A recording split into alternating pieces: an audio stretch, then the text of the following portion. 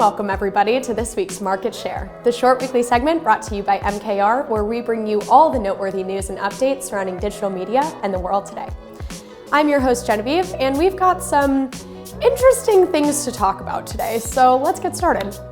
First up, in the next round of Facebook doing Facebook things, Mark Zuckerberg is planning on changing the company name to reflect its focus on building the metaverse, not having anything to do with the drama from the last couple of weeks. Apparently. He'll be talking about this change at the company's annual Connect conference this Thursday, as they want to be known for more than just social media. This rebrand views Facebook through the lens of being just one of many moving parts under the parent company that oversees Instagram, WhatsApp, Oculus, and more. As public trust of Facebook continues to decline, this switch-up could help Facebook separate the scrutiny from future operations.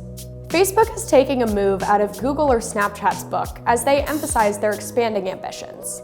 We've seen this coming as Facebook put together a dedicated metaverse team and announced plans to hire 10,000 more employees to work on the European division of the team. Stay tuned for any ramifications this rebrand could have on marketing in the coming weeks. Next up, PayPal, not someone you hear about every day in digital media, has been contemplating a $45 million acquisition of a social media platform that also starts with the letter P. You guessed it, it's Pinterest.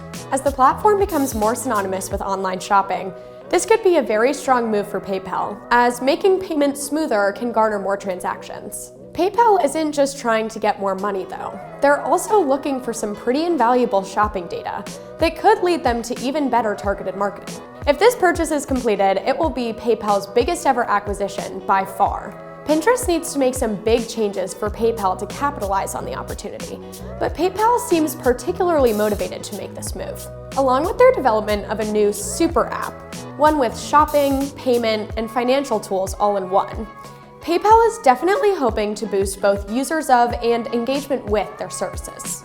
We all know e-commerce is booming after the pandemic, and PayPal is making huge moves to be a major player in the space.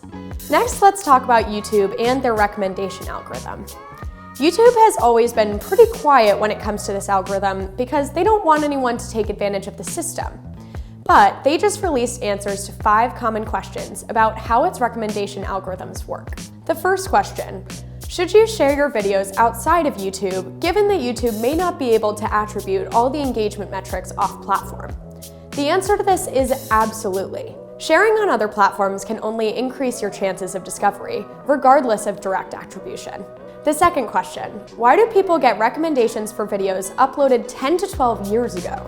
The system is designed to match viewers with videos that they will enjoy, regardless of the timeline.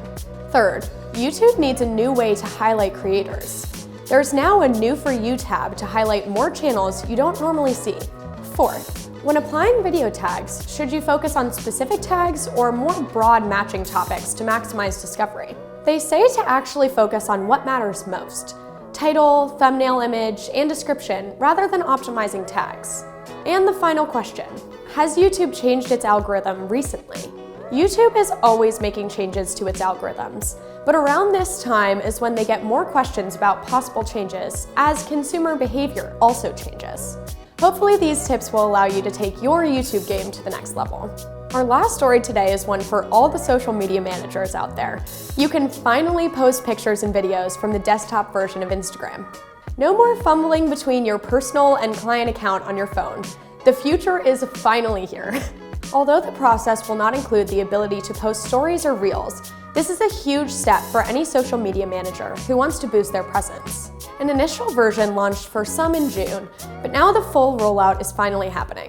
Instagram's been working on the desktop version of the platform for a while now, from adding the ability to view live streams to improving the stories viewing experience on PC. So if you're a social media manager, go thank the heavens and get started streamlining your posting process.